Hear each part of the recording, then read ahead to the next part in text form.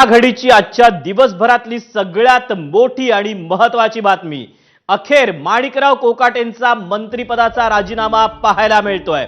या क्षणाची ही अतिशय महत्त्वाची आणि मोठी बातमी। माणिकराव कोकाटेंवर अटकेची टांगती तलवार होती। अशातच आज अनेक घडामोडी घडलेल्या होत्या। माणिकराव कोकाटेंचा मंत्रिपदाचा राजीनामा घ्यावा अशी मागणी विरोधकांनी देखील केलेली होती आणि अशातच उपमुख्यमंत्री अजित पवार हे मुख्यमंत्री देवेंद्र फडणवीस यांना जाऊन भेटले देखील होते आणि या सगळ्याबाबत मुख्यमंत्र्यांनी देखील त्यांना माणिकराव कोकाटेंबाबतचा निर्णय आजच घ्यावा अशी जी भूमिका होती ती मांडलेली होती अशी माहिती दुपारीच एबीपी माझानं दिली होती आणि त्यानंतर आता माणिकराव कोकाटेंच्या मंत्रिपदाचा हा राजीनामा पाहायला मिळतोय। याबद्दलचे अधिकचे अपडेट आपल्याला निलेश बुधावले देतोय। निलेश, एक अतिशय मोठा निर्णय आत्ताच्या घडीची ही मोठी बातमी म्हणावं लागेल। माणिकराव कोकाटे यांना आपल्या मंत्रिपदाचा राजीनामा दिलेला आहे। त्या संदर्भातलं पत्र आता एबीपी माझाच्या हाती लागलेलं आहे।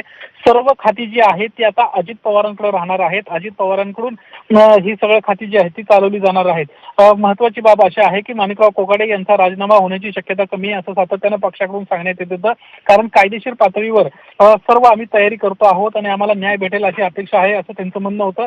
मात्र आता जी माहिती मिळते त्यानुसार आता सर्व खाती जी आहेत ती अजित पवारांना स्वतःकडे ठेवलेले आहेत आणि माणिकराव कोकाटे यांना आता राजीनामा जो आहे तो मुख्यमंत्र्यांकडे सुपूर्द केला होता। त्यानुसार आता हा राजीनामा स्वीकारला गेलाय आणि त्यामुळे आता अजित पवारांच्या पक्षातून नेमकं कुणाला नवीन संधी मिळणार हे पाहावं महत्त्वाचं लागणार आहे। आत्ताच्या घडीची ही मोठी बातमी म्हणावं लागेल। माणिकराव कोकाटे यांना राजीनामा दिला आणि यानंतर आता काय नेमका निर्णय होतो ते पाहणं महत्त्वाचं राहणार आहे। आता दीपक निलेश, खरं तर आज मुख्यमंत्री आणि उपमुख्यमंत्री अजित पवारांची भेट झालेली होती।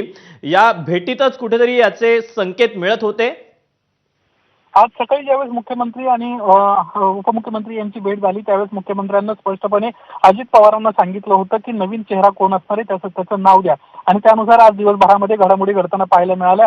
कोणत्याही परिस्थितीमध्ये अजित पवारांना माध्यमांशी बोलणं जे आहे ते टाळलं आणि त्यानंतर अजित पवार पक्षांच्या अंतर्गत बैठका घेऊन त्या ठिकाणाहून निघून गेल्याचं पाहायला मिळालं। आता जी माहिती मिळते त्यानुसार सकाळच्या सुमारासच हा राजीनामा जो आहे तो कुठेतरी मुख्यमंत्र्यांकडे देण्यात आला होता। त्यानंतर हा राजभवनला पाठवण्यात आला आणि तो कुठेतरी मंजूर झालाय अशी देखील माहिती मिळते। आता पुढची प्रक्रिया नेमकी काय असणार ते पाहणं महत्त्वाचं राहणार आहे। कारण पक्षामध्ये नाशिक जिल्हा जो आहे तो महत्त्वाचा आहे। त्या ठिकाणी माणिकराव कोकाटे हे त्या ठिकाणाहून येतात, ते मंत्री होते। त्यामुळे आता नाशिक जिल्ह्याला मंत्रिपद पुढचं मिळत आहे की आणखी वेगळ्या कोणाचा चेहऱ्याची चर्चा होती हे पाहणं महत्त्वाचं राहणार आहे। आता सर्व खाती जी आहेत ती स्वतःकडे अजित पवार जरी ठेवत असले तरी महानगरपालिका निवडणुका, जिल्हा परिषदांच्या निवडणुका ह्या तोंडांवर आहेत। त्यामुळे कुठल्याही परिस्थितीत पक्षाचं नुकसान होऊ नये याची जी काळजी आहे ते स्वतः घेताना आपल्याला दिसतील आणि लवकरात लवकर मंत्रिपदाचा देखील विषय मार्गी लागताना पाहायला मिळेल। माणिकराव कोकाटे सध्या लीलावती रुग्णालयात ऍडमिट आहेत आणि उद्या या सगळ्या विषयात त्यांना जामीन मिळतोय की काय होतं हे पाहणं महत्त्वाचं राहणार आहे। त्यांच्या शिक्षेला स्टे मिळतोय का हे पाहणं महत्त्वाचं राहणार आहे। मात्र ज्या पद्धतीने कायदेशीर पातळीवर अडचणी निर्माण झाल्या होत्या, 7 दिवसांचा वेळ त्यांना पुढच्या प्रक्रियेसाठी देणं कोर्टाकडून अपेक्षित होतं, ती वेळच मिळाली नव्हती आणि त्यामुळं आता एक मोठी अडचण राष्ट्रवादी काँग्रेस पक्षाची झालेली आहे आणि त्यामुळेच माणिकराव कोकाटे यांचा राजीनामा घेतला गेलेला आहे अशी माहिती आता समोर आली आहे। निलेश, माणिकराव कोकाटेंनी जो राजीनामा पाठवलेला आहे, जो आपण सध्या आपल्या प्रेक्षकांना दाखवतोय, या राजीनाम्यामध्ये माणिकराव कोकाटेंनी काय म्हटलंय? खरं तर जे कोर्टाची अडचण निर्माण झाली होती त्या संदर्भातली बाब जी आहे ती कुठेतरी नमूद करण्यात आल्याचं आपल्याला दिसतंय आणि या राजीनाम्याच्या निमित्तानं आता आणखीन एक फटका जो आहे तो राष्ट्रवादी काँग्रेस पक्षाला बसलेला आहे। खरं तर क्रीडा खातं त्यांना देण्यात आलं होतं, अल्पसंख्याक खातं त्यांना देण्यात आलं होतं आणि हे खातं चालवत असताना सध्या जी घडामोड कायदेशीर पातळीवर घडली, मंगळवारी कोर्टामध्ये तारीख होती, त्या तारखेच्या बाबतीत कुठेतरी एक निष्काळजीपणा त्यांच्याकडून झाला असं देखील एक पक्षीय पातळीवर एक चर्चा दिवसभर होती आणि त्यामुळं आजची ही वेळ जी आहे ती आली आणि त्याचा फटका जो आहे तो आता थेट माणिकराव कोकाटे यांना आपल्याला बसल्याचं दिसतंय। माणिकराव कोकाटे यांचा जो आहे तो आता राजीनामा झालेला आहे आणि तो आता मुख्यमंत्र्यांकडून सुपूर्द देखील करण्यात आलेला आहे। कुठेतरी खातं त्यांच्याकडून काढून घेतलंय का हे देखील पाहणं महत्त्वाचं राहणार आहे। कारण राजभवनातून तशा पद्धतीचं पत्रच फडणवीस यांना आलेलं आहे मुख्यमंत्र्यांना आणि त्यामध्ये स्पष्टपणे माणिकराव कोकाटे यांच्या राजीनाम्यासंदर्भातली बाब जी आहे ती नमूद करण्यात आलेली आहे।